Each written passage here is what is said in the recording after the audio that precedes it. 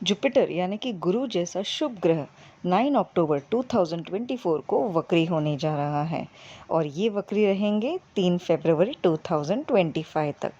गुरु हमारे धन और सुख के कारक हैं और वक्री होने का मतलब ये नहीं है कि वो बहुत ज़्यादा स्पीड में चलेंगे या पीछे चलेंगे, बस उनकी जो गति है वो स्लो हो जाएगी। जब ग्रह वक्री होता है तो उसकी शक्ति बढ़ जाती है, वो 3 गुना फल ज़्यादा देने लगता है।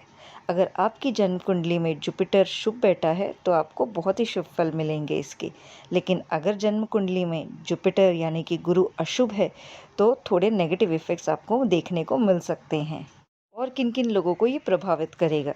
जिनकी गुरु की दशा चल रही है, महादशा या अंतर्दशा हो, तो उनको प्रभावित कर सकता है।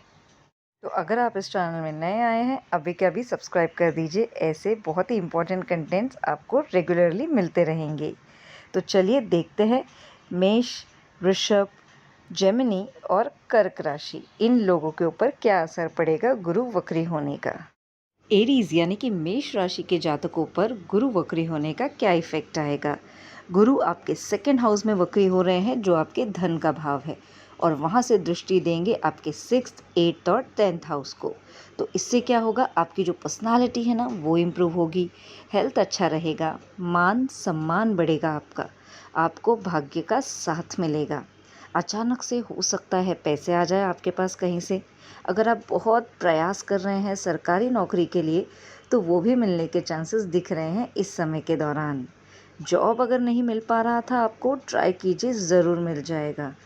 करियर आपका इम्प्रूव होगा, मान सम्मान बढ़ने के साथ साथ संपत्ति का जो विवाद कोई चल रहा था, कोर्ट केस वगैरह, वो भी सॉल्व होंगे। अगर आप फॉरेन ट्रैवल करना चाहते हैं वर्क से रिलेटेड, सेटल होने के लिए या पढ़ाई से रिलेटेड, तो बिल्कुल ट्राई कीजिए, बहुत अच्छा समय है आपके लिए। बिजनेस में ग्रोथ होगा, हो सकता है अगर आप कहीं पे जॉब कर रहे हैं तो प्रमोशन हो जाए आपका। अगर जॉब चेंज भी करना चाहते हैं ना तो वो भी पॉसिबल है इस समय दौरान। इन शॉर्ट, एरीज राशि के लिए बहुत अच्छा समय है, इसका ज़रूर लाभ उठाइए। अब देखते हैं टॉरस यानी कि वृषभ राशि के लिए गुरु वक्री होने का क्या मतलब है।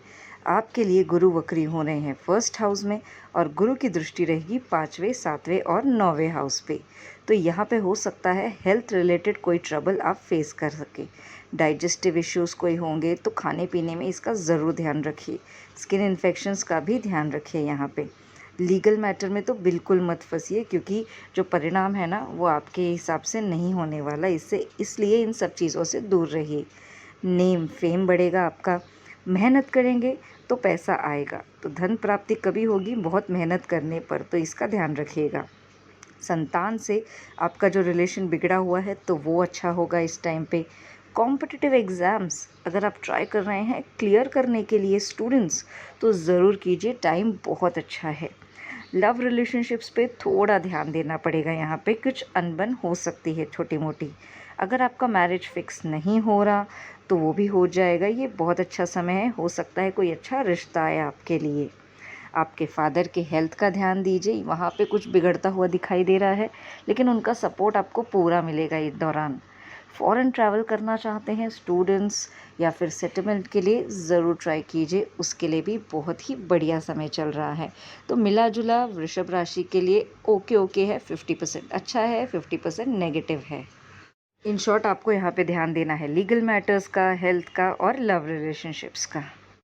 अब देखते हैं जेमिनी यानी कि मिथुन राशि के लिए गुरु वक्री होने का क्या मतलब है। गुरु आपके 12th हाउस में वक्री हो रहे हैं और उनकी दृष्टि रहेगी 4th, 6th और 8th हाउस में। तो यहाँ पे ना कुछ चीज़ें हैं जो आपके लिए अच्छी नहीं दिखाई दे रही हैं, इसलिए आप सावधान ज़रूर रहिएगा। लीगल मैटर्स में हो सकता है आप फंस सकते हैं कोर्ट कचहरी के चक्कर में, तो इन सब चीज़ों को अवॉइड ही कीजिए जितना हो सके आपके हिसाब से।